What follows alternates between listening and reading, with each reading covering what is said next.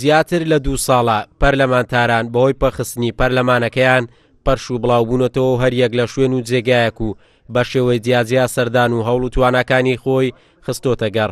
بەشێک لە پەرلەمانتاران خۆیان بە بەشێک لە نەگەیشتنێک و چارەسەر نەکردنی کێشەکان دەزانن. داواش دەکەن ڕۆڵ و ئەرچی جدیان پێ بدرێت تا هەنگاو بنێن بۆ کۆتایی هێنان بەو ڕۆژەی کە لە هەرێمی کوردستان بوونی هەیە.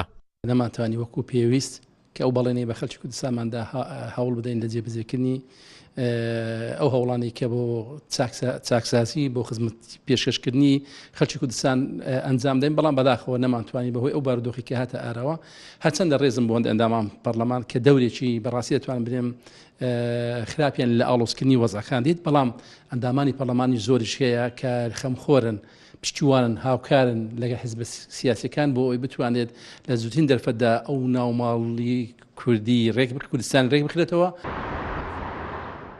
ئێستا لە هەرێمی کوردستان حیزبەکان تەبانین و لە ئاسپرسە نیشتیمانیەکانیش هەمووان هاوڕان بە شێوەی جیاجیا تاکە دامەزراوەی شەرعی هەرێم کە پەرلەمانە لە کارکەوتووە. هێشتا کاتیش ماوە بۆ کۆتایی هاتنیان خولەی پەرلەمان، بەڵام هەموو حیزبەکان داوا دەکەن هەڵبژاردنەکان لە کاتی خۆی ئەنجام بدرێت.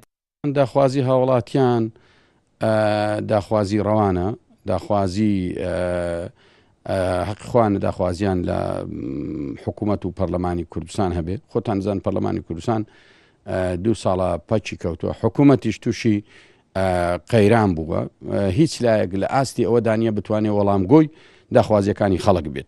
ئەندامانی پەرلەمانی کوردستان کە نیوەی زیاتریان خولەیان دوور لە هۆڵی کۆبوونەوەکان بەڕێ کردووە، ڕوونیە خولی داهاتوش بەم شێوەیە ئێستا دەبێت یاخود کێشە و قەیرانە سیاسیەکان کاریگەریان نابێت لەسەر ئەداوکاری پەرلەمانی کوردستان. ئەوەی چاوەڕوانیش دەکرێت ڕۆژی 6/11 ئەم ساڵ خولی 4ەمی پەرلەمانی کوردستان کۆتایی دێت سەرباری ئەوەی هەموو لایەنە سیاسیەکان هاوڕان لەسەر بەڕێوەچوونی هەڵبژاردنەکان لە کاتی خۆی، بەڵام تا ئێستا دیار نییە دوا دەخرێت یاخود نا. قارەمان جەوهەر، کورسات نیوز، هەولێر.